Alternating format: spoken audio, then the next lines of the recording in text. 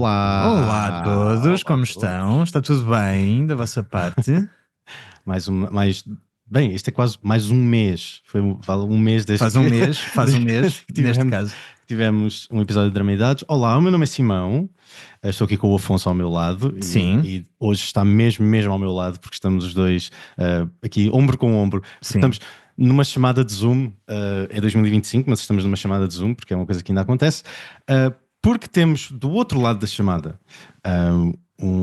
como prometemos, íamos ter um convidado, temos Pedro, ou mais conhecido como M-Solid, o criador do jogo Demon Ninja, que é o artefacto que vamos falar hoje. Pedro, diz olá às pessoas. Olá a todos, o meu nome é Pedro, ou M-Solid, como preferirem. Obrigado pela oportunidade de falar um bocadinho de Demon Ninja. Vou tentar esclarecer as vossas questões e deixar-vos assim interessados no jogo. Vamos a isso. Obrigado tu por teres vindo e por teres aceito o convite e o desafio. Então, pronto, vamos começar por aí. Vamos começar. Pedro, diz-nos um bocadinho o que é o Demon Ninja.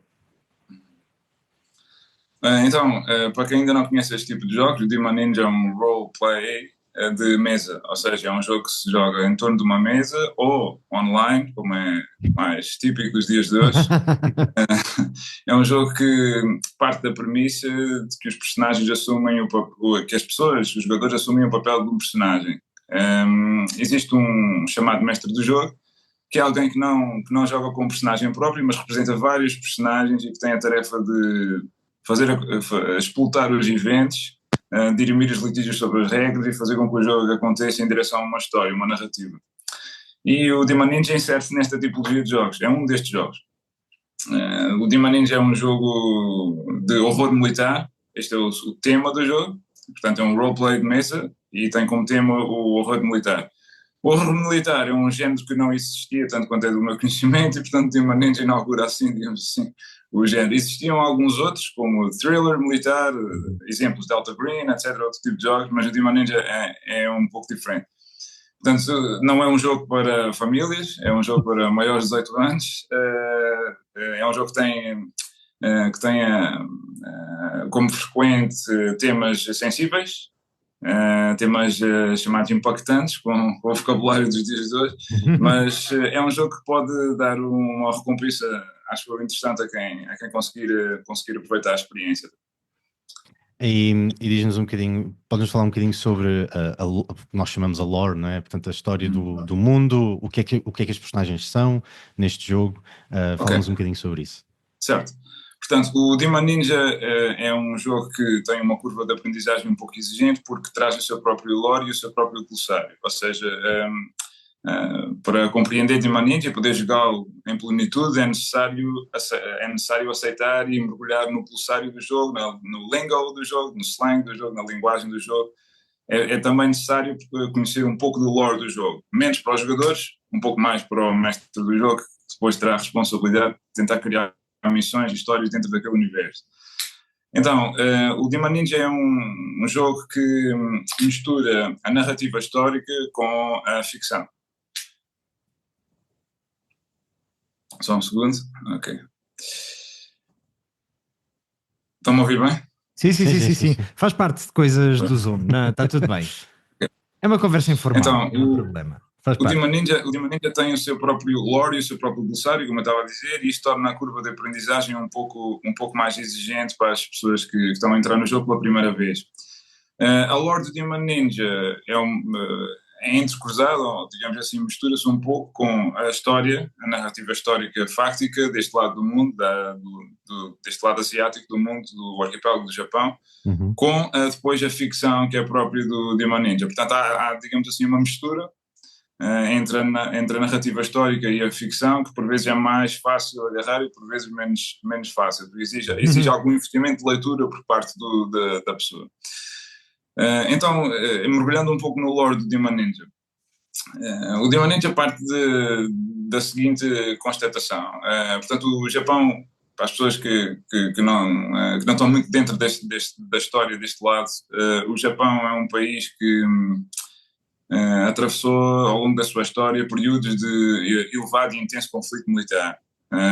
Portanto, o Japão durante bastante tempo foi governado por uma família imperial, mas houve um interregno na história do Japão em que a família imperial ou a casa imperial formalmente manteve-se no governo do país, mas informalmente, na verdade, o país era governado por uma série de famílias que cultivavam uma cultura guerreira, digamos assim, e que tinham ao seu serviço um grande número de combatentes. De vários tipos, não só apenas mais conhecidos, samurai, mas outros tipos de combatentes. Então eram famílias, geralmente, eram famílias com grandes posses agrícolas, portanto uma posse de terra bastante vasta, e que podiam, digamos, subsidiar ou podiam recompensar estas classes guerreiras que se mantinham ao seu serviço também por alguma parte, algumas componentes espirituais, códigos de lealdade bastante antigos e forjados numa sociedade agrária e rural. E então estas famílias mantinham-se em constante conflito neste período de interregno em que a Casa Imperial de facto perdeu o poder de fáctico sobre o país. Este constante conflito entre estes senhores que se tornaram, eram antes senhores feudais, mas que se tornaram verdadeiros senhores da guerra com o desenvolvimento das artes de combate, enfim, de tudo aquilo pelo qual o Japão é bastante conhecido. O constante conflito entre estas fações e estes senhores da guerra deu origem a o chamado, o que em Demon Ninja se refere como The Age of War, portanto o período de guerra. Se tivesse que utilizar a timeline real, seria o período Sengoku, talvez. Mas o que em Demon Ninja optamos por designar como Idade da Guerra para não obrigar as pessoas a terem conhecimentos muito profundos e muito especializados sobre o Japão, porque isso é um obstáculo à entrada no jogo. E, portanto, tentamos, sempre que temos a oportunidade, tentamos generalizar em Demon Ninja para que seja mais fácil as pessoas rapidamente porem-se em contacto com a ideia. Então, é neste período, nesta Idade da Guerra, chamemos-lhe assim, nesta Idade da Guerra, em que a narrativa histórica de Demon Ninja se desenrola. Ou seja, estou a falar do momento em que os jogadores vão encarnar os personagens, pronto, é nesta altura. Mas Demon Ninja, se quisermos então ver a narrativa espiritual, o lore quase remoto de Demon Ninja, temos que voltar muito atrás.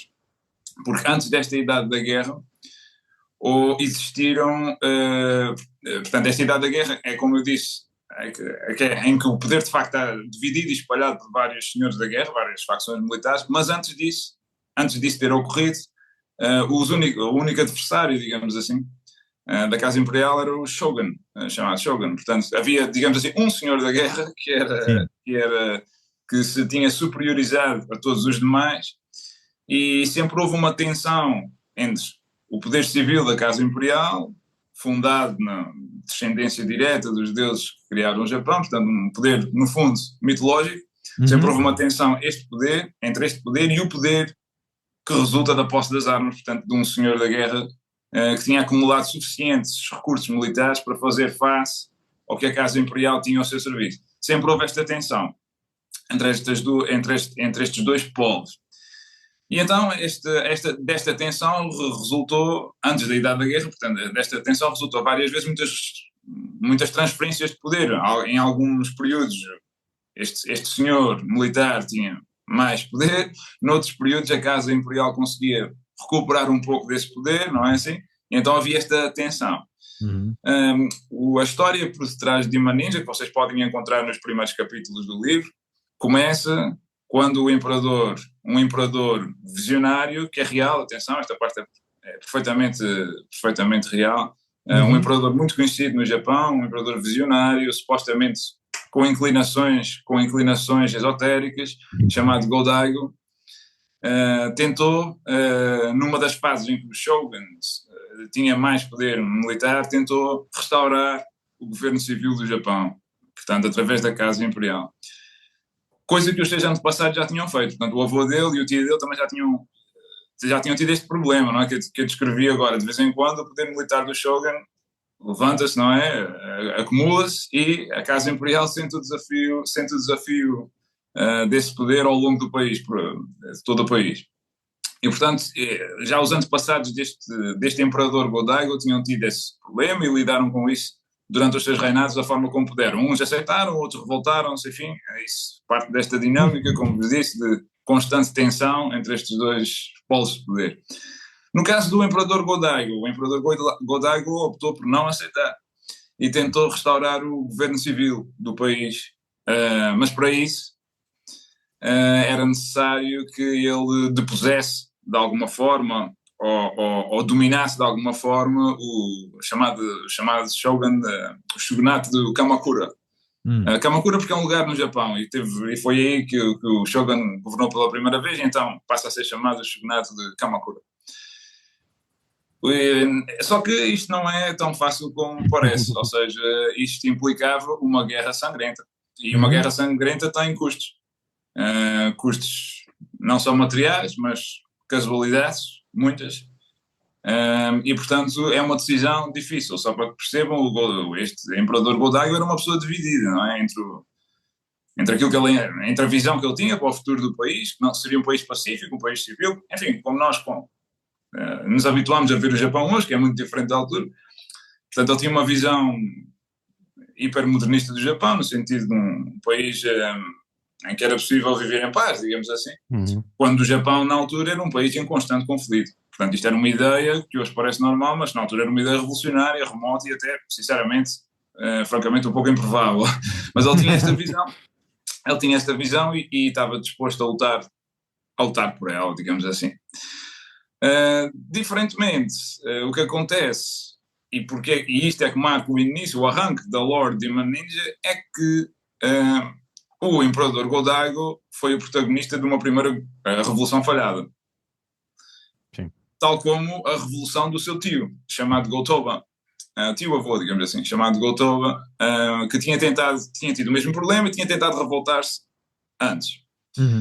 Mas tanto a revolução anterior como a primeira, que foi incitada pelo Go-Daigo, falhou devido, enfim, essencialmente à superioridade tático-militar das formações ao serviço daquele shogunato, não é? Daquele shogun, que é uma coisa. E a Casa Imperial, portanto, estava a perder notoriamente poder e estava a tornar-se perigosamente numa figura de proa, digamos assim, num poder essencialmente formal, mas que tinha dificuldades em impor-se, em afirmar-se no plano dos factos, digamos assim. E então aconteceu ao Go-Daigo, e aqui entra a narrativa de Demon Ninja, algo que já tinha acontecido, como ele veio a descobrir, ao seu familiar, ao seu parente antecessor, chamado Go-Toba, já tinha acontecido nos mesmos termos. E o que aconteceu foi a visita à residência do Imperador Go-Daigo, já após o exílio, depois da Revolução falhada. Ele foi exilado, ele não foi morto porque o Shogun não ordenou a morte do Imperador, porque isso poderia eventualmente provocar uma revolução nacional, uma revolução popular. Portanto, ele preferiu que ele se mantivesse como Imperador, embora a revolução tenha falhado e ele estivesse afastado de qualquer possibilidade de tentar novamente, e portanto estava, digamos assim, foi determinado o seu exílio numa das muitas ilhas desertas do Japão. E então o que acontece é que ele, nessa ilha, durante o seu exílio, ele é visitado por um monge, mas um monge de uma religião desconhecida. Eu não sei se estou a acompanhar isto é muita informação. Está tudo. Ok. Então ele é visitado por um monge de uma religião ainda desconhecida, e este monge afirma-se representante de um grupo misterioso que pretende ajudar a Casa Imperial a finalmente ter sucesso na revolução e destruir e depor o shogunato de Kamakura e recapturar o governo civil do país. Este monge afirma-se representante deste grupo, que se autodenomina de falange, porque são muitos, e tenta, digamos assim, faz uma oferta ao Imperador que entende que ele não pode recusar. Faz-lhe uma oferta de auxílio tático-militar, e garante-lhe que com esse auxílio que este grupo chamado Falange, esta coisa chamada Falange, com este auxílio tático-militar, o Imperador vai conseguir finalmente ter sucesso na revolução, depor o shogunato e dar início a uma nova história do Japão, está bem? Isto pode parecer bom demais, mas existia uma contrapartida para esta oferta. A contrapartida era a partilha do governo do território do Japão entre a Casa Imperial, futuramente bem-sucedida Casa Imperial, e este grupo autodenominado a Falange. O Imperador Godigal vem a descobrir que esta proposta, que ele depois encontra alguns scrolls históricos, e vem a descobrir que esta proposta já tinha sido feita antes ao seu antecessor e que tinha sido recusada. Portanto, que o seu antecessor lidou com o mesmo problema, teve o mesmo dilema, também foi visitado por alguém representante deste grupo, que é um grupo que não tem origem no planeta Terra, e que essa proposta já tinha sido recusada.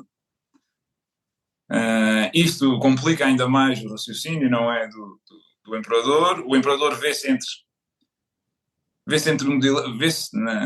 na ponta de um dilema muito complexo, porque recusar esta proposta, portanto ele sabe o que é que aconteceu, se a proposta foi recusada ele sabe que isso conduziu ao falhanço sucessivo das revoluções, ele já está exilado na sequência de uma revolução falhada e portanto quer dizer, se ele recusa a proposta, ele está pura e simplesmente privado de meios para tentar em tempo útil de vida, durante o seu tempo de vida, tentar algo diferente. Portanto, equivalia basicamente recusar esta proposta novamente, equivalia a perder a esperança. Estamos a falar do Imperador exilado, derrotado e sem grandes possibilidades de reerguer a sua casa. Aceitar a proposta implicava a partilha de alguns territórios, portanto, concessões territoriais a este grupo. Não fazer nada era o pior dos cenários, porque o shogunato de Kamakura, infelizmente, era uma instituição militar muito violenta. Estamos a falar de uma instituição militar extremamente violenta e que mantinha a economia do Japão num estado paupérrimo devido à sobrecarga fiscal sobre o comum dos cidadãos, que na altura o comum dos cidadãos era maioritariamente produtor agrícola. Portanto, uma agricultura de consumo, de autossubsistência, digamos assim, e portanto esta carga fiscal absurda imposta pelo shogunato mantinha o nível de vida do Japão em pontos muito, muito difíceis e marcado ainda por cima por enorme violência, porque o sistema de justiça, não vamos entrar nestes pormenores, mas o sistema de justiça deste shogunato de Kamakura era um sistema de justiça muito radical, com muito poucas contemplações, digamos assim, pelas dificuldades das pessoas da altura. E portanto, foi por causa disso que toda a família dele lutou sempre para restaurar o governo civil do Japão, para tentar subir um pouco o nível de vida das pessoas e tentar criar aqui algumas instituições que dessem origem a um novo modo de vida, portanto, instituições de justiça, etc., que pudessem dar às pessoas outras perspectivas para a sua vida. Portanto, ele teve, pronto, esta parte aqui é a parte dramática, no futuro há de sair, se tudo correr bem, um novo produto de Imaniz, talvez uma novela gráfica, etc., que acompanha estes anos, e esta parte dramática, o Imperador passa por um período dramático em que pondera, digamos assim, todos estes fatores.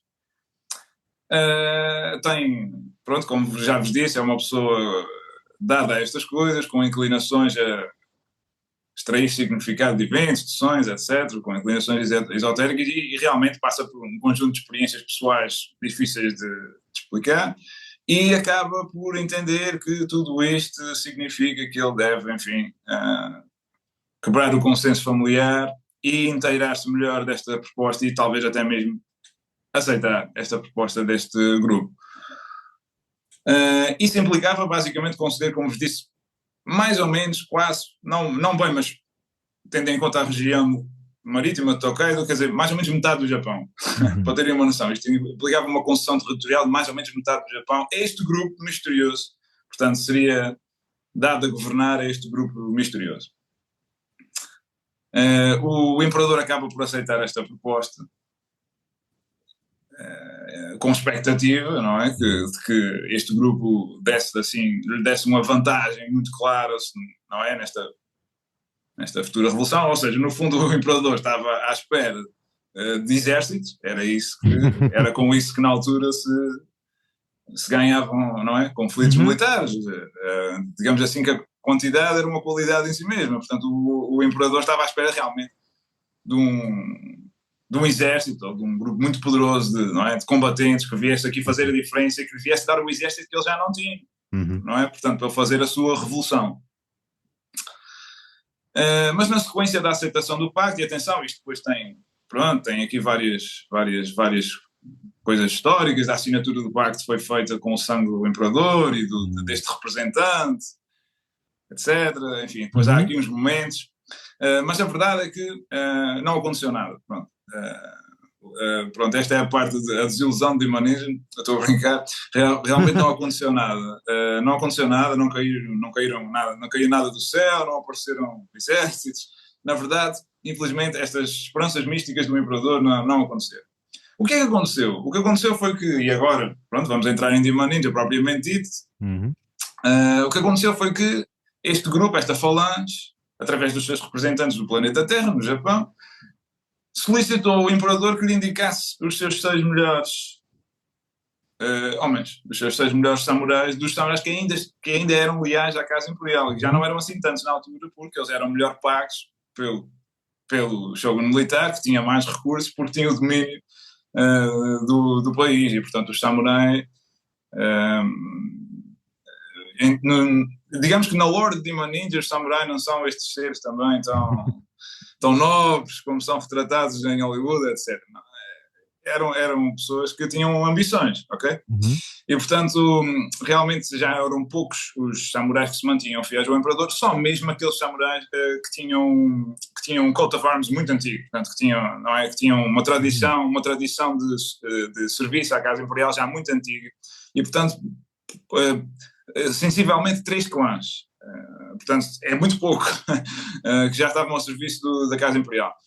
Ele indica os seus 6 melhores homens e então dá-se o processo que vai dar origem à grande tradição de Demon Ninja, que os jogadores vão poder incorporar séculos mais tarde, ok? Eu estou a recuar na história. Quando os jogadores começam a jogar, isso tudo já aconteceu há muito tempo, está bem? Portanto, há muito nessa tempo altura, estamos a falar mais ou menos de quanto? séculos, Só já agora para ter uma perspectiva. Séculos. Estamos a falar de séculos, vários. Portanto, é já uma história já remota. Ok? Mas então o que acontece é que, porque isto depois leva tudo uma volta para nós chegarmos ao estado atual da arte, mas na altura o que acontece é que o imperador indica então os seus últimos homens, os seus melhores homens, os 6, e eles são basicamente tomados por esta força que se autodenomina falange, mas não são mortos, eles são tomados por esta força, mas são, digamos assim, devolvidos à Casa Imperial após este processo, um processo longo e estranho, que ficou perdido nas brumas do tempo. Não se sabe bem exatamente o que é que aconteceu, se foi consciente ou não, se foi voluntário ou não, a estas 6 pessoas, a estes 6 samurais. O que é certo é que eles regressam, embora com a sua feição física, não há ninguém volta com asas, nem nada disso, mas eles regressam completamente diferentes, psicologicamente completamente diferentes, mesmo identitariamente completamente diferentes, e regressam realmente criaturas diferentes, embora com o mesmo aspecto, com a mesma fisionomia. Mas, quando eles regressam, já não são completamente humanos. Portanto, são metade humanos, metade falanges. Ok? E por aqui já estão a ver que eu estou a iniciar a descrição do guião de Demon Ninja. Portanto, eles quando regressam já não são totalmente os samurais do imperador. Já são metade samurai do imperador e metade outra coisa, que é o que dá origem ao jogo.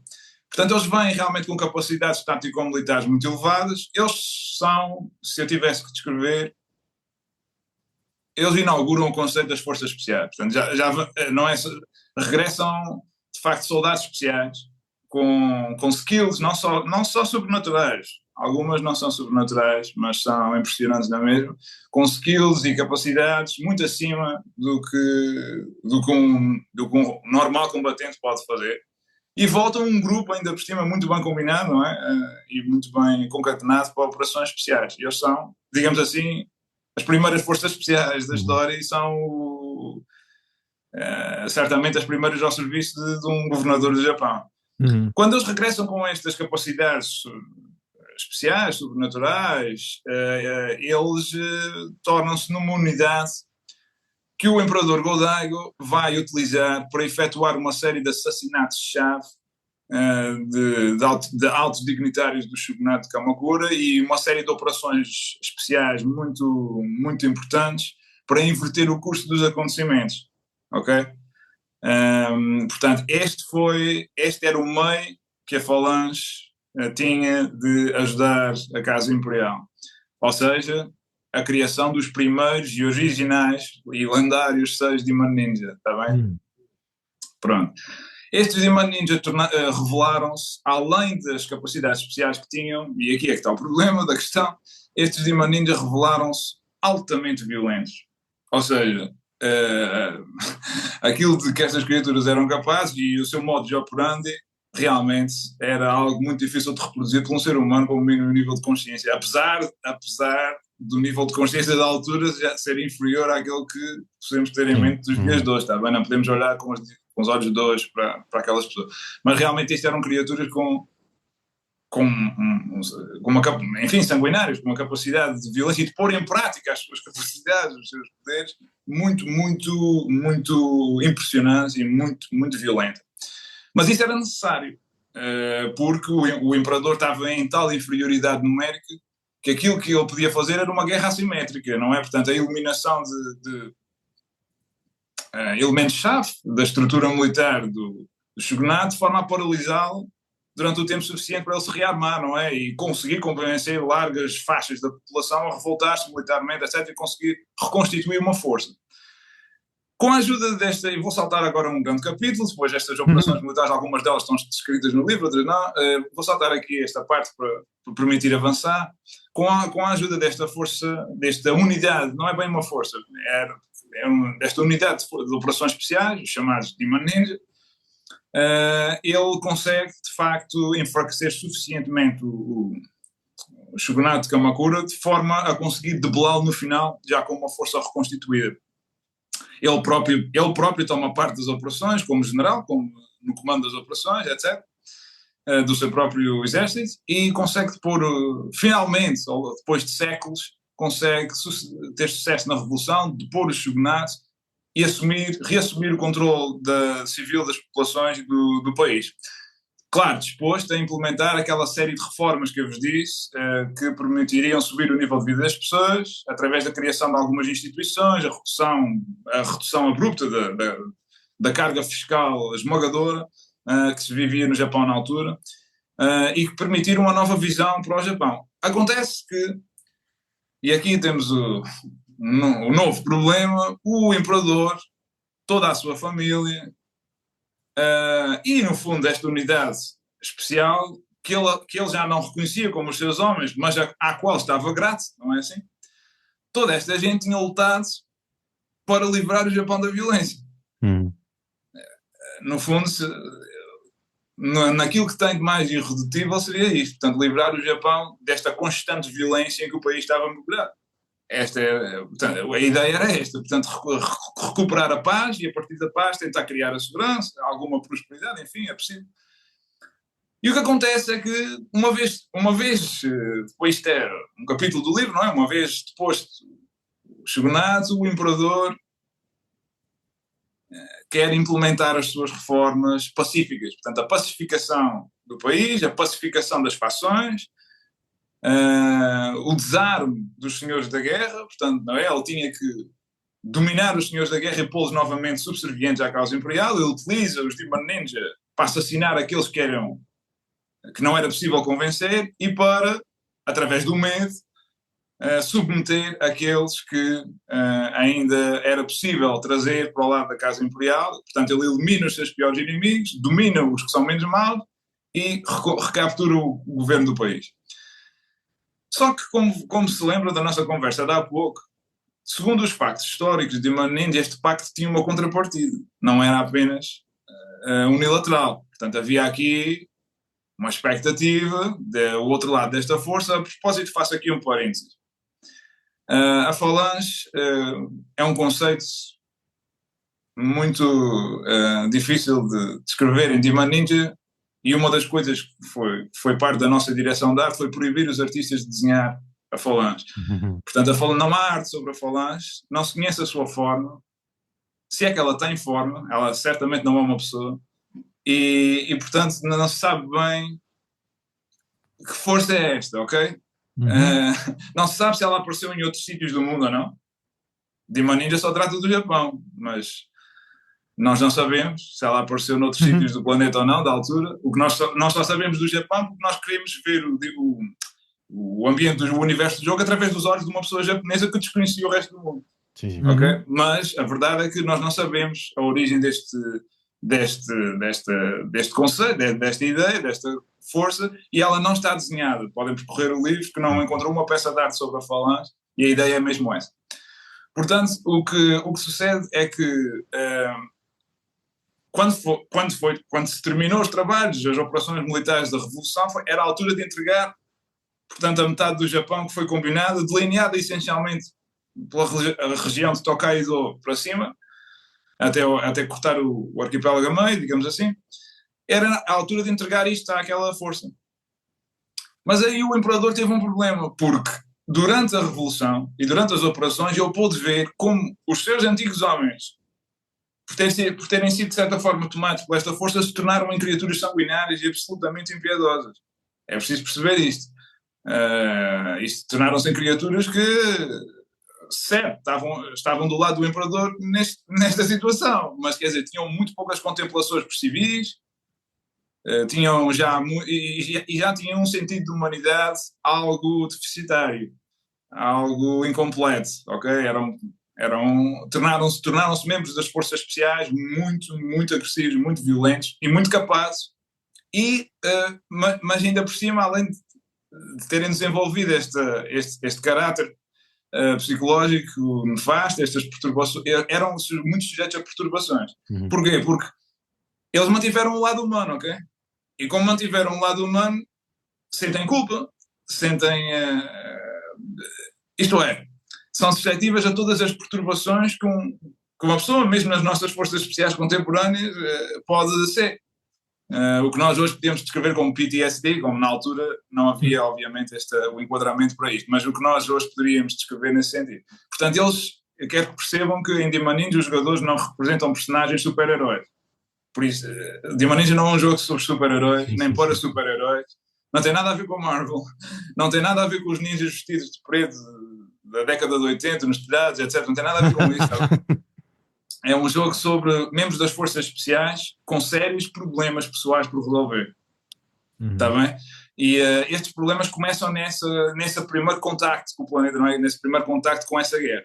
E o imperador, de facto, depois tem uma dificuldade, porque ele fez tudo isto, arriscou a sua vida, arriscou o país, arriscou tudo para conseguir uma era de paz para o Japão, uma era de desenvolvimento para o Japão, que era obviamente incompatível com artes da guerra, artes marciais, tudo isto. Ele não era isto que ele via para o Japão, via um país pacífico, um país ordeiro, um país desenvolvido. E, portanto, a contrapartida com a qual ele tinha concordado anteriormente, agora assemelhava-se demasiado àquilo que ele tinha lutado para afastar, ou seja, ele lutou para depor o shogunato de Kamakura, considerado extremamente violento, mas ao pé destas criaturas o shogunato de Kamakura era uma coisa absolutamente inofensiva, quer dizer, isto eram realmente seres sanguinários, com dois lados, ou seja, eles eram sanguinários, mas sujeitos aos problemas humanos, ou seja, é uma combinação mortífera, certo? E o imperador rapidamente se apercebeu que se cumprisse o pacto, chamado o pacto, que é o que vocês ouvem falar no livro, se o imperador cumprisse o pacto ia ter um sério problema, porque aquilo que ele ia conseguir se calhar era pior do que aquilo que ele lutou para afastar, porque ele lutou para depor demónios em sentido figurado, que era o shogunato de Kamakura, e agora arriscava-se a entregar metade do país a demónios em sentido literal. E isto foi um dilema, um novo dilema, com o qual ele teve que lidar, mas desta vez, e aqui começa a Demon Ninja, desta vez ele recusa. Ok, Pedro, e isto é uma ótima hipótese, então, agora, portanto, tendo feito este momento de prólogo, extremamente completo, portanto, obrigado também por esse tempo. É uma ótima oportunidade também para as pessoas entrarem em Demon Ninja, portanto, tendo já toda esta, portanto, todo este background, tanto histórico como agora de lore, já do próprio Demon Ninja. E, portanto, tem um ótimo ponto de entrada, digamos assim, para o livro. Se calhar passávamos então, Pedro, para falar um bocado mais sobre o sistema, sobre as temáticas do sistema, aquilo que te levou também a criar um bocado este sistema. E eu arrancava se calhar aqui com uma pergunta, porque tu tens todo este contexto histórico, não é? Que se liga, portanto, claramente também a um interesse muito específico, mas isto depois une-se de alguma forma com uma temática Lovecraftiana, de alguma forma, não é? Queres-me dizer de onde é que vem isso? Porque é que optaste por juntar estas duas temáticas?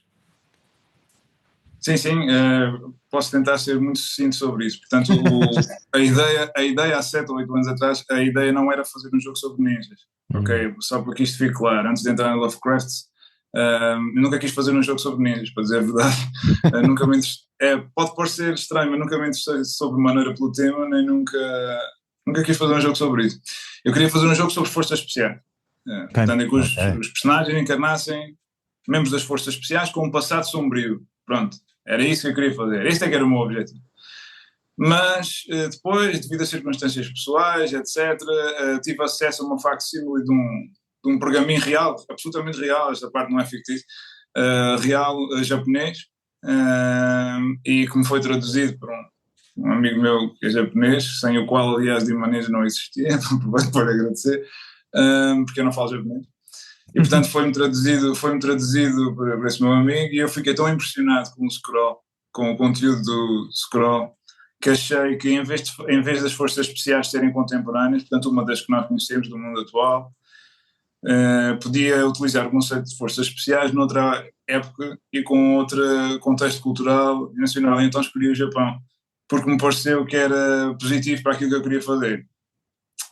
Só que, como vos disse, eu não falo japonês, e não tenho a pretensão de escrever um livro como se fosse um japonês a escrever. Acho que não ficaria a mesma coisa, por muito que eu me esforçasse, e não tinha essa pretensão, até porque, como não é uma novela, não é um romance, é um jogo, ou seja, pressupõe a participação dos leitores no jogo.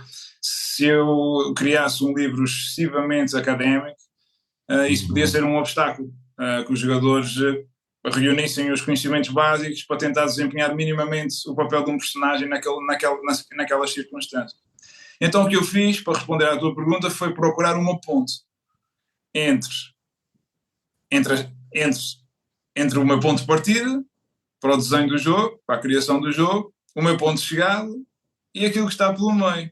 Ou seja, a estética de Demon Ninja, a imagética de Demon Ninja, que é importante nos role-playing games. Noutros estilos literários não é tão importante, mas nos role-playing games continua a desempenhar um papel importante, a imagética, a estética, porque as pessoas que têm um primeiro contacto com o livro, através da imagética e da estética, adquirem imediatamente uma certa capacidade de visualização das circunstâncias e daquilo que vão encontrar naquele universo de jogo. Então eu tinha duas hipóteses. Ou criava o jogo de acordo com uma estética, com uma imagética, uma neurolinguística, digamos assim, exclusivamente japonesa, oriental, e aí excluía grande parte dos potenciais leitores do mundo ocidental, ou arrastava completamente a narrativa para uma estética imagética e neurolinguística ocidental, mas aí alienava, talvez, uma parte significativa de leitores oriundos do próprio Japão, que não se iriam identificar ou iam ter dificuldades em caracterizar dentro de si próprios o universo do jogo que eu queria descrever. Estás a perceber? Então, o que eu fiz foi procurar uma ponte que nos permitisse viajar aqui entre estes dois polos. Como eu era um grande fã de Lovecraft, eu entendo, e eu conheço razoavelmente, não sou um especialista, mas conheço razoavelmente a obra do Lovecraft, e apercebi-me que o Lovecraft nunca tinha escrito sobre o Japão. Atenção, eu não quero escrever como o Lovecraft, até porque isto não é uma novela, não é um conto. Não é? Ele escrevia sobretudo sob a forma de conto, mas não é um conto, é um jogo. Mas eu apercebi-me que o Lovecraft tinha produzido pouco material sobre o Japão. E comecei a perguntar-me se o Lovecraft tivesse que escrever este jogo que eu queria fazer, como é que ele o faria? E então aquela estética tentacular do Lovecraft pareceu-me que encontra eco em certa estética e imagética no Japão. E não vou desenvolver mais esta parte do tempo. Não, Mas a verdade é que achei que havia um paralelo, pronto, para vos dizer, entre esta imagética tentacular que muitas vezes encontramos nas obras do Lovecraft, ou alusivas ao Lovecraft, e também muito material que podemos encontrar em horror ou terror de autores japoneses ou orientais.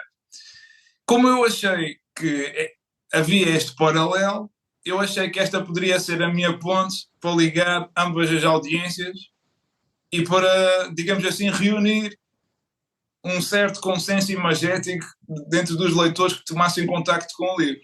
E, portanto, foi por isso que eu escolhi a estética Lovecraftiana para criar este jogo. Porquê? Porque sou um autor ocidental a tentar criar algo no universo oriental. E então achei que este foi o meu recurso, foi apelar ao espírito do Lovecraft para me ajudar aqui nesta empreitada. É interessante que digas isso porque, de facto, quando... Aliás, vocês falam disso no livro, no final, porque é que não tem um quick start? Vocês falam muito disso, que é uma das partes, aliás, do livro que eu achei mais interessante, que é... Polémico capítulo. Sim, mas eu acho que porque é um jogo tão complexo, pelo menos da parte de quem quiser ser DM, quem quiser ser GM deste jogo. É um jogo bastante complexo porque tem de saber as coisas e tem de perceber aquilo que vem antes e aquilo que os jogadores são e sobre o que é o jogo e essas coisas todas, mas de facto no livro há um grande esforço, acho, da vossa parte para mostrar estas imagens e criar uma alusão na cabeça das pessoas daquela coisa de tu abres o livro em qualquer página e tens logo uma imagem que te transmite imediatamente o que é que este jogo é. E acho que, pronto, não é acho que dizer que este jogo é Call of Cthulhu no Japão, acho que não é isso, porque há um sistema, acho que há um sistema, grande parte do sistema, acho eu, está no combate neste jogo, que é um sistema. Pá, há coisas no sistema que estávamos a falar os dois, eu e o Afonso estávamos a falar e estávamos a dizer isto é tão fixe. Coisas de como a iniciativa funciona, por exemplo. Só para dar um resumo rápido, a iniciativa rola-se, portanto toda a gente rola a iniciativa no início e depois quem rola mais baixo diz qual é que vai ser a primeira ação e assim sucessivamente. A segunda pessoa que rola mais baixo diz qual é que vai ser a segunda ação, assim sucessivamente até chegar à pessoa com a iniciativa mais alta.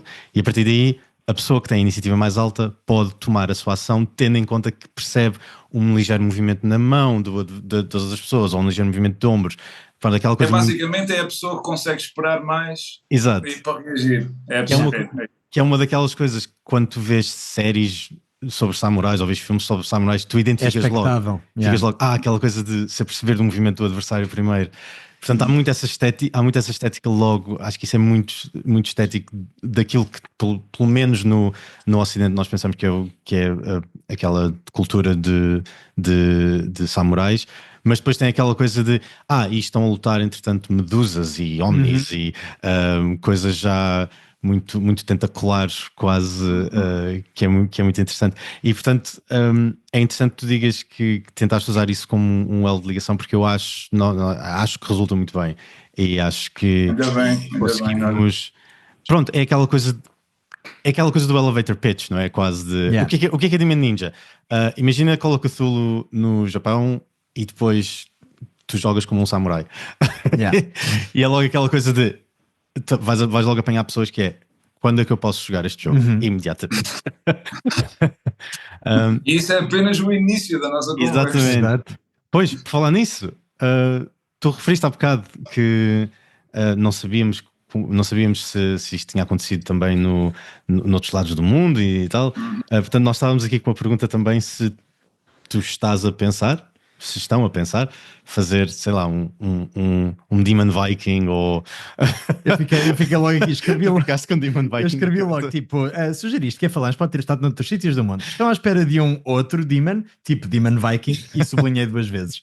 Como seria a Falange na Noruega do século VIII? Exato, por exemplo. Pois, sim, é assim, o Demon Ninja, como vocês já estão a adivinhar, é uma... Bem, Demon Ninja é o seu próprio jogo, mas depois esta parte, que é a parte que nós gostamos de dizer o pathos de Demon Ninja, ou a mitologia, o mitos de Demon Ninja é aberto. Ou seja, permite esse género de iterações que vocês estão a dizer. Portanto, eu podia escrever um jogo como Demon Ninja baseado em qualquer outro momento ou qualquer outra cultura, porque deliberadamente o mitos de Demon Ninja é aberto. E é assim, eu não vos posso, vou responder à pergunta, eu não vos posso garantir que isso vai acontecer, porque Demon Ninja é um jogo que pode parecer simples, mas é um jogo que a mim me demorou quase uma década, 7 anos e meio, quase 8 anos, a desenvolver para ele chegar a este ponto em que vocês veem aqui. Portanto, eu não sei se tem outra década e portanto, não sei o que é que vai acontecer na próxima década, não faço a mínima ideia. Portanto, é um jogo que é difícil para mim, pessoalmente, reproduzir. Agora, uma coisa posso-vos dizer, e pronto, eu posso anunciar isto, embora sem o nome, porque estou contratualmente impedido de divulgar o nome, por enquanto, só por mais alguns meses, Okay, em breve acho que já vou poder dizer o nome. Mas por mais alguns meses não posso dizer o nome, mas posso dizer que nós digamos assim, nós vendemos a licença de Demon Ninja, vendemos os direitos de Demon Ninja recentemente a uma entidade que acho que poderá seguir esse caminho que tu estavas a dizer. Embora nós mantivemos a reserva do controle criativo da obra, ou seja, vai ter esse vibe de Disciple Studios que vocês veem no livro na mesma, mas eu próprio não sei bem o que é que vai ser, o que é que vai acontecer com Demon Ninja. Espero eu que sejam coisas boas.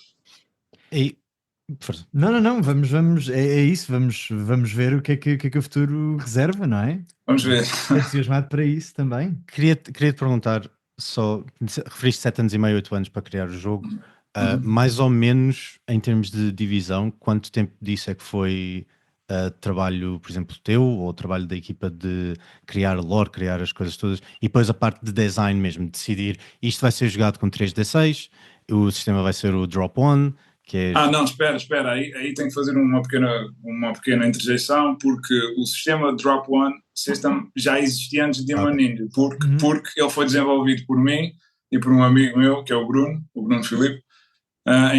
Nós criámos o sistema em conjunto e ele já existia, simplesmente ele existia no seu formato original, e em Demon Ninja o que tu vês é o Drop-On System da Dojo Version. Essa parte da Dojo Version é a parte adaptada por mim, que tem um adaptador para conseguir esses efeitos que nós queremos em Demon Ninja, como a parte dos criticals e outras coisas que depois podemos falar se vocês quiserem entrar um pouco nesses pormenores. Mas de qualquer forma, o sistema já existia antes, foi co-desenvolvido por mim e pelo Bruno Filipe, e foi utilizado no nosso role-playing game anterior que nós lançámos, o Hadokai. E portanto já existia. A subdivisão do tempo por capítulos. Bem, eu posso dizer o seguinte: o lore do jogo e a adaptação, o sistema adaptado, a versão Dojo do Drop-On System, mais ou menos 5 anos. E depois o resto do tempo só a testar, retestar, testar, playtest, por aí fora. Mas Demon Ninja, pronto, vocês, se tiverem algumas perguntas sobre o sistema, podem fazer, senão eu posso descrever, mais ou menos.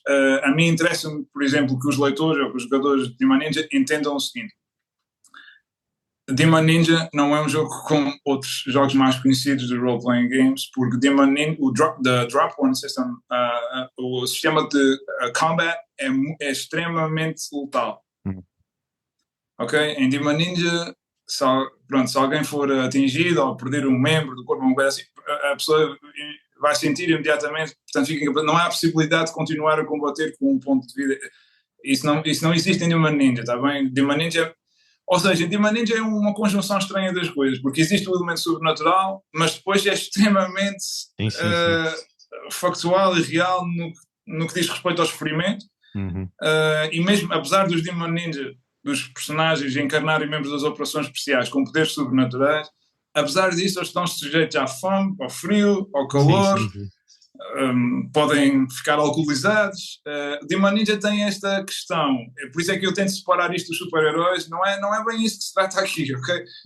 Até pode até equacionar-se o facto de se os poderes sobrenaturais que eles de facto têm são suficientes para contrabalançar as susceptibilidades que eles têm, que em alguns casos são maiores do que os seres humanos, porque estes membros, estes militares especiais, estes Demon Ninja têm um problema, e nisto, já que estamos a falar de sistema, acho que posso entrar um pouco aqui.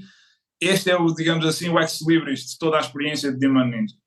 A experiência de Demon Ninja, ao contrário de outros role-playing games, não é centrada em utilizar os recursos da ficha de personagem, portanto, os poderes, as capacidades, não só de combate, mas de análise, de combate, etc., para superar os desafios que o Game Master apresenta aos jogadores. Que é basicamente a definição da maioria dos RPGs. Em Demon Ninja, o objetivo não é só este, ou melhor, nem sequer primacialmente este. Esse não costuma ser o problema em Demon Ninja, porque os jogadores atingem altos níveis de eficiência em combate ou em outras atividades. O problema em Demon Ninja é não perder o personagem para a Darkness. E eu não sei se querem falar disso agora. Acho que sim, acho que Darkness é a coisa que podemos falar, porque lá está, como tu disseste, é o elemento da ficha e o elemento das personagens. Exatamente. Portanto, cada personagem tem o seu nível de Darkness, são 9 níveis, se não estou em erro, e cada vez que usam estas, pelo que eu percebi, cada vez que usam estas técnicas, portanto, os high techniques ou os low techniques que o seu Demon Key lhes dá acesso, vão ganhando pontos de Darkness, e depois, se fizerem outros atos não honrosos, digamos, também vão ganhando também vão ganhando Darkness, e se chegarem a 9 níveis, se chegarem a 9 níveis, a personagem torna-se um NPC. Sim, e há aqui outro ponto que está ligado a isso que eu gostei muito, já agora, só porque pode aqui dar outra coisa, claro. Que é a questão de, na própria criação da personagem, tu atribuis um nível, no fundo, quanto mais poderosa, digamos assim, quiseres fazer a tua personagem, ou seja, significa que mais experiência ela tem, logo mais Darkness ela também tem. Portanto, há aqui também um balanço filosófico, digamos assim, psicológico, ligado à experiência que tu tens enquanto Demon Ninja, leva-te a ser mais poderoso, mas também a estar mais tomado por esta Exatamente. Darkness. Ou seja, no fundo, todo o sistema de Demon Ninja visa mecanicamente responder à pergunta filosófica por trás do jogo, que é: vale a pena fazer concessões ao mal para conseguir o bem?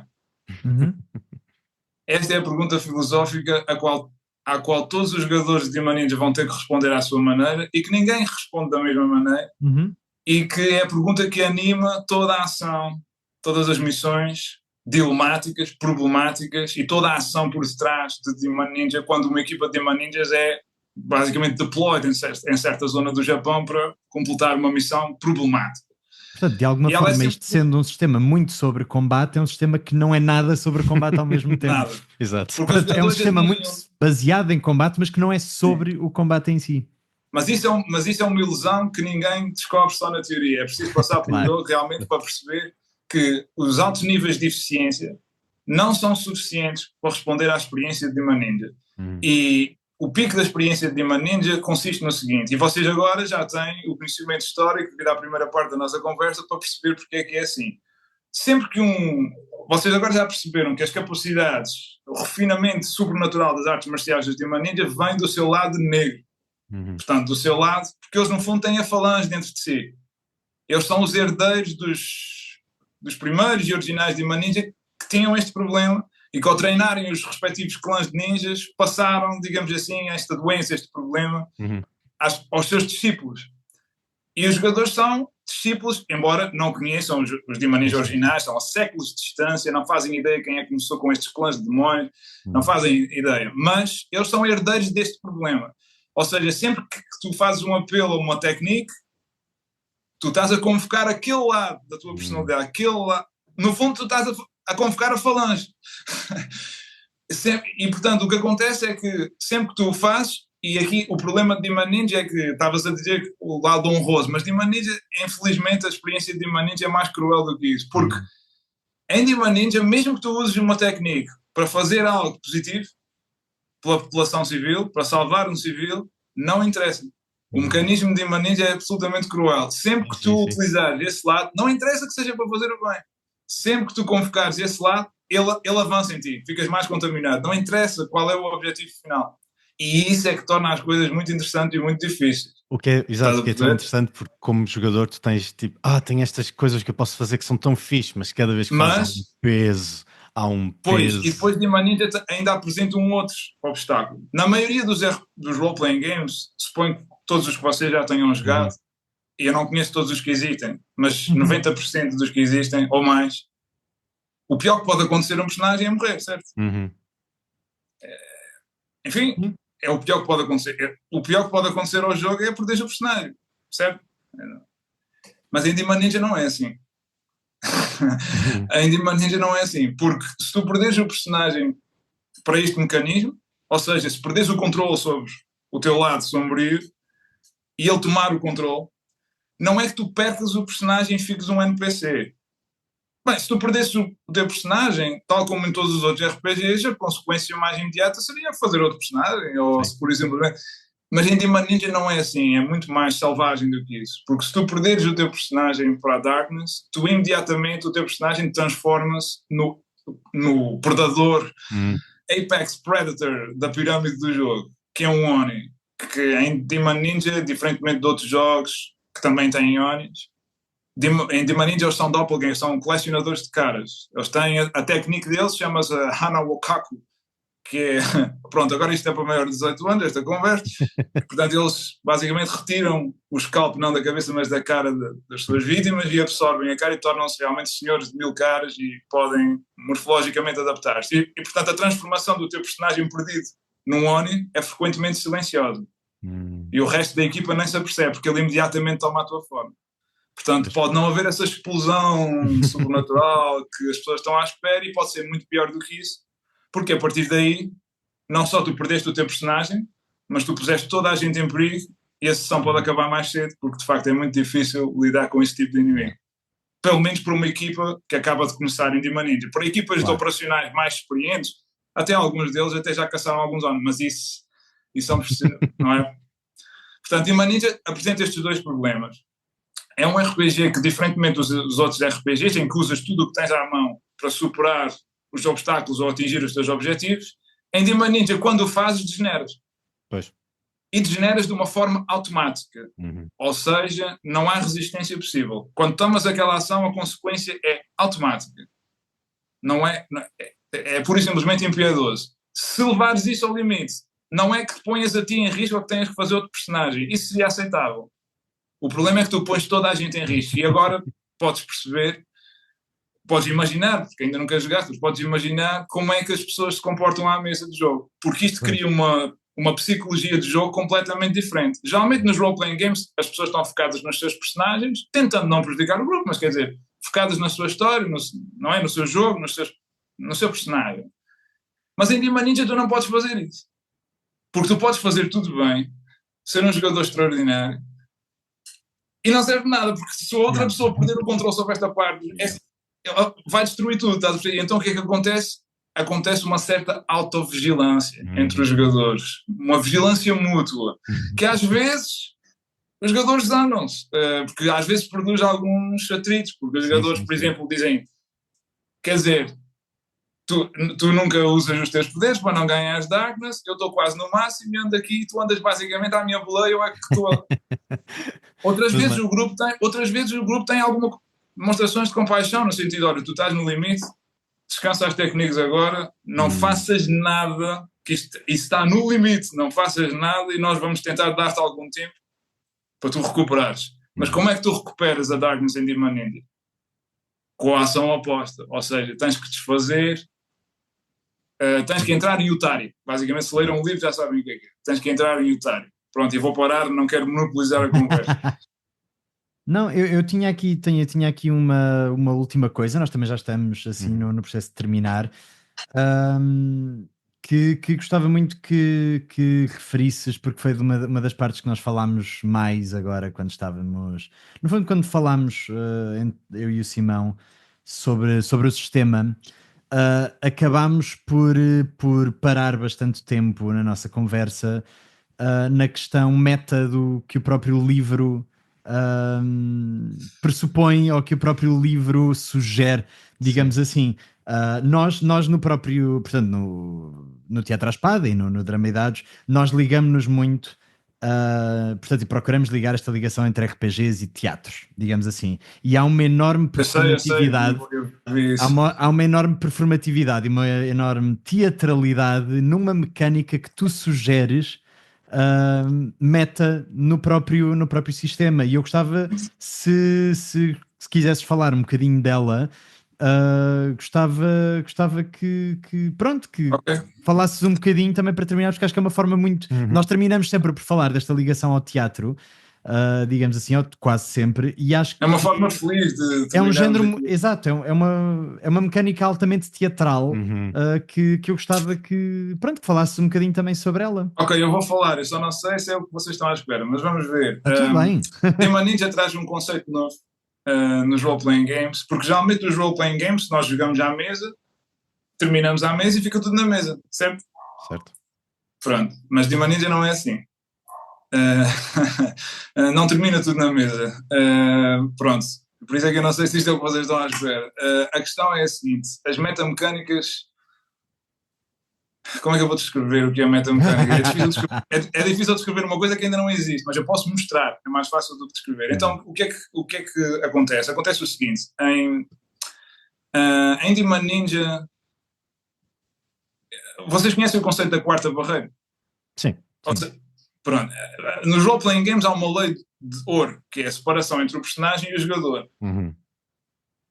Certo? Portanto, o jogador joga à mesa com o seu personagem e o que acontece tem a ver com o personagem. O jogador levanta-se, vai-se embora e o personagem separa-se do jogador quando acaba o jogo, não é assim? Sim. Pronto, mas não é assim. Em Demon Ninja não é assim. Porquê? Porque, bem, não é assim para as pessoas que ingressaram no universo de metamecânicas do jogo. Para as outras pessoas, qualquer pessoa pode pegar no jogo e jogar e ficar à mesa. Sim. Claro, sim, metamecânica é uma regra opcional, não é? Portanto, sim, mas geralmente não é isso que as pessoas querem. Eu agora vou explicar. Então, as metamecânicas é um conceito relativamente novo, tanto quanto nós conhecemos, em que permite quebrar esta barreira. Ou seja, permite que, em certas circunstâncias, os accomplishments do teu personagem saltem para ti como pessoa. Peço que mantenham a mente aberta, que isso aqui está a parecer uma coisa um bocado manhosa, mas peço que mantenham a mente aberta e vou tentar transmitir isto de uma forma o melhor possível com o tempo que temos. Em Demon Ninja, como eu já vos tinha dito há pouco e agora já sabemos, o grande objetivo do jogo é a redemption. Portanto, estes personagens, quando vocês começam, só a passagem para a criação de personagens já é um dilema. Porque vocês, ou investirem em certos traits, estão a aumentar a darkness do vosso personagem. O que significa que a darkness inicial do vosso personagem basicamente significa coisas horríveis que vocês tiveram a fazer no passado. Portanto, vocês já entram com um grande peso, já entram com uma grande, um lado sombrio bastante pesado sobre cada um dos personagens. E depois, na criação da história do personagem, os personagens podem elaborar porque é que isso aconteceu, pessoalmente, o que é que tiveram de fazer, foram missões complicadas ou foram relações pessoais que se estragaram por causa disso, ou o que é que aconteceu, certo? Mas o grande objetivo de Demon Ninja não é debelar os obstáculos estáticos. Isso é o trabalho de um primeiro contacto com o jogo. Mas as pessoas que jogam Demon Ninja há mais tempo, as pessoas mais experientes em Demon Ninja, as pessoas que jogam mesmo fanaticamente Demon Ninja, o que querem é chegar a zero de darkness. O que nós chamamos de total redemption. Ou seja, são pessoas que não só não querem ganhar, isso é o objetivo de um iniciante, mas querem diminuir e, se possível, chegar a um feito que é muito, muito difícil, que é chegar a zero de darkness. Porquê que é muito difícil? Bom, porque se tu não usares os teus poderes sobrenaturais, os teus inimigos vão usar. Ou seja, tu estás numa desvantagem brutal. Mas se tu usares, tu vais ter aquele problema que nós descrevemos antes e que os demons não têm. Ou seja, estás a perceber? Isto é um equilíbrio muito difícil de conseguir. E há pessoas que jogam Demon Ninja, já muito experientes, já jogaram muitas vezes, que se dedicam exclusivamente a tentar vencer este Rubik's Cube, este equilíbrio, digamos assim. Em Demon Ninja existem uma coisa que vocês podem ver no nosso site, não sei se podem exibir, mas se puderem, existe uma coisa chamada linhagens. O que são linhagens? Linhagens são, digamos assim, correntes correntes piramidais, de acordo com a estrutura das artes marciais, portanto, correntes piramidais fundadas por pessoas que conseguiram fazer este feito. E que depois podem ser Game Masters oficiais da Disciple Studios para outras pessoas que também estão interessadas em fazer esta jornada pessoal em Demon Ninja. Porque agora já não é só um jogo, é uma jornada pessoal, porque vai-te ensinar muitas coisas, vai ser útil na tua vida também, não só no jogo, vais aprender lições muito interessantes do ponto de vista filosófico. E estas pessoas que o conseguem fazer chamam-se Pilgrims. O que é que são Pilgrims? São jogadores de Demon Ninja que conseguiram baixar a sua Darkness para 0 em 10 sessões sob um Game Master oficial da Disciple Studios. Qualquer pessoa pode ser Game Master de Demon Ninja, como qualquer outro RPG. Mas nós temos um processo de reconhecimento oficial das pessoas que conseguem fazer este feito, esta façanha, digamos assim, de atingir Total Redemption. Estas pessoas conseguem atingir Total Redemption em 10 sessões oficiais, portanto, certificadas por um Game Master oficial da Disciple Studios. Depois têm direito a o que nós chamamos uma induction. Vocês podem ver fotografias de uma cerimónia de induction real na nossa campanha de Kickstarter, tem lá algumas fotografias. A campanha ainda está ativa, ainda serve de página oficial, digamos assim, e podem ver lá algumas fotografias em que há assim todo um aparato, ele entrega uma katana, etc. Porque realmente são poucas as pessoas que conseguem fazer, é muito difícil, é preciso muita dedicação, é preciso muito treino no jogo. E essas pessoas depois, além disso, vão para uma espécie de um Hall of Fame que nós temos no site oficial de Demon Ninja, em que conseguem ver em que linhagem é que elas conseguiram fazer esse feito. E onde é que está a quarta barreira? E agora é que vem a quarta barreira. A quarta barreira está no seguinte: além disto tudo, cada Pilgrim, uma pessoa consegue o estatuto Pilgrim numa das linhagens, existem 3, só para saber, neste momento existem 3, 2 acordadas e uma dormant. Uma pessoa consegue este feito além da cerimónia, além do induction na estrutura da linhagem, no Hall of Fame, podem ver no site. Além disso, esta pessoa adquire um chamado Kun, com capa.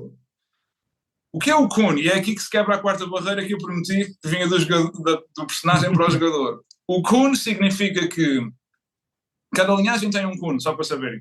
São 3 linhagens, cada uma delas tem o seu Kun. Isto são tudo conceitos muito novos, eu sei que isto é muita informação, mas eu estou a tentar sintetizar. Então, o Kun é uma espécie de de uma aura, mas que já não é apenas daquele personagem. E aqui é que está o busilis da questão. Aquele personagem até pode morrer durante a crónica, a pessoa pode fazer outros personagens, 3, 4, 5, 20, não interessa. A partir do momento em que ela se torna Pilgrim da Disciple Studios, Demon Ninja, e adquire o Kun de uma das nossas 3 linhagens oficiais, não interessa onde é que ela se senta para jogar uma sessão de Demon Ninja no mundo, online, presencial, quer o Game Master seja o Game Master oficial da Disciple Studios ou não. A partir do momento em que ela já se tornou Pilgrim, sob um Game Master oficial, adquiriu o seu Kun, teve direito à sua cerimónia, está no site do Disciple Studios com o nome que ela escolher para ser confirmado por qualquer pessoa do universo das metamecânicas. A partir desse momento, essa pessoa, sempre que ela entra no jogo, com qualquer personagem, atenção, há uma separação aqui, a característica salta para a pessoa, digamos assim, e deixa de depender do personagem, essa pessoa passa a conferir um bónus a todas as pessoas que estão a jogar com ele ou com ela. Ok? Por exemplo, posso falar da minha linhagem, os Pilgrims da minha linhagem, quando eles aparecem para jogar, é sempre uma felicidade, porque todas as pessoas sabem que só pela presença deles já ganham mais um de XP no final da sessão automática. Fixe. Pronto, só para teres uma noção. Eles também ganham, nós enviamos da Disciple Studios um artefacto que é preciso ter contigo quando vais jogar para ativar o teu Kun. Vai preciso não te esqueças dele em casa. E então, ou se estiveres em casa, que o tenhas à mão para mostrar às pessoas todas, para confirmar que és mesmo a sério, que não estás a fingir. E a partir daí, a pessoa dá esse benefício a todas as unidades amigáveis à sua volta. Portanto, todos os personagens, os jogadores vão ganhar mais um de XP, no caso da Kokoro, que é a minha linhagem, só por essa pessoa estar lá. Porque é muito mais fácil aprender quando ela está lá. Pois. Porque ela já basicamente quebrou a quarta barreira, o que eles chamam de a última condição de ninjutsu, e já pode passar um bocadinho dessa experiência para os outros. As duas outras linhagens, a minha linhagem é muito dedicada ao conhecimento da Darkness, ao aprofundamento da Darkness, porque a grande lição sobre a Darkness é que ela não é boa nem má. Não é a Darkness a culpada de tudo em Demon Ninja, mas sem a Darkness nada teria sido possível. Ou seja, portanto, vais viver no eterno dilema e a minha linhagem dedica-se a estudar este dilema e, portanto, este é o Kun. Mas há linhagens dedicadas a combate, Há uma linhagem dedicada a combate, há uma outra linhagem dedicada a estratégia, tática militar, em que os Kuns são outros. Não sei se isto... caso não jogues como jogador com um Kun e jogues como um Game Master, entras numa relação especial com a Disciple Studios, nós enviamos-te um formulário, um presente também, e sempre que fores um Game Master, com um novo grupo de pessoas que estão a iniciar a sua jornada em Demon Ninja no universo das metamecânicas, passas a ter aquele poder de certificar as 10 sessões e de certificar à Disciple Studios que a pessoa conseguiu reduzir a Darkness para 0, atingiu o Total Redemption no número de 10 sessões. A boa notícia é que, mesmo quando se fara, e fara-se muitas vezes, mesmo quando se fara, é possível começar outra vez. É só começar a contar as novas 10 sessões. Sim, exato. Portanto, este é o universo das metamecânicas, em que algumas coisas saltam do teu personagem, passam para ti e vão estar sempre contigo para o resto da tua vida. Fixe. Muito fixe. Sim, eu acho que isso é um ponto incrível para terminarmos a nossa conversa, na realidade. Portanto, interligando, como eu estava a dizer, o jogo é uma teatralidade, não é? Que passa para a vida. Olha, Pedro, queria-te agradecer imenso. Eu é que agradeço. Obrigado. Pelo teu tempo, pela explicação extensiva do mundo de Demon Ninja. E pelo mundo deste sistema e destas mecânicas, desta criação e também das metamecânicas, como estavas a referir, foi extremamente elucidativo e foi muito bom para toda a gente que ouviu e que está interessada. O Demon Ninja anda por aí, está disponível. Tentem, se quiserem tentar a vossa sorte em também integrar esta linhagem de metamecânicas, boa sorte, pelo que percebi. Não é fácil, mas podem fazer disso agora o vosso objetivo de vida a partir de agora. E podemos também dizer que Demon Ninja vai estar disponível no nosso clube de jogos em maio. Portanto, venham experimentar, se ficaram com vontade, vou ser eu a mestrar o jogo. E portanto vamos começar uma jornada de Demon Ninja também aqui no nosso clube de jogos. Pronto, e é isto. Deixamo-vos. Queria só se não se importam, só um pequeno minutinho. Eu só gostava de vos fazer o convite. Tinha-vos dito no final que ia fazer. Em breve vamos iniciar uma nova equipa de Demon Ninjas para completar uma missão que vai sair sobre um livro. Supostamente vai sair sobre um livro chamado Player Scroll, o novo módulo oficial do jogo, em que gostávamos de convidar um de vocês ou os dois, se quiserem integrar um grupo oficial de metamecânicas de Demon Ninja, podem começar já a vossa jornada e tentar chegar a Total Redemption. Com certeza. E a partir daí tudo se torna mais interessante com os presentes, com as cerimónias e com a induction. E vai ser um prazer. Eu diria que sim. Mesa de jogo. Eu diria que sim, à partida. Vamos conversar sobre isso. Agradecer-te o convite também. Obrigado. Fazer pirraça a quem está a ouvir. Nós vamos tentar e vocês talvez também, mas... Foi quase. Eu tentei. Não! Mas podemos fazer só aqui. Podemos fazer só aqui. Portanto, só para vocês saberem, nós estamos a gravar isto via Zoom. A reunião acabou mesmo agora, mas vamos terminar assim o nosso episódio. Muito obrigado por terem estado desse lado. Nós estávamos mesmo a tentar chegar ao tempo, mas não foi a tempo, mas não tem mal. Portanto, ficou ainda o convite do Pedro e do M-Solid para estarmos aqui. E pronto, obrigado por terem estado desse lado. Obrigado por tudo isto. E vemo-nos novamente daqui a duas semanas. Talvez nós já estejamos cheios de prendas de metamecânicas e vocês não, logo se vê. Mas podem sempre tentar novamente no nosso clube de jogos, em que então o Simão estará a mestrar Demon Ninja a partir de maio. Exatamente. Portanto, obrigado por terem estado desse lado. Obrigado. Vemo-nos por aí e até daqui a 2 semanas. Deus. Tchau, tchau.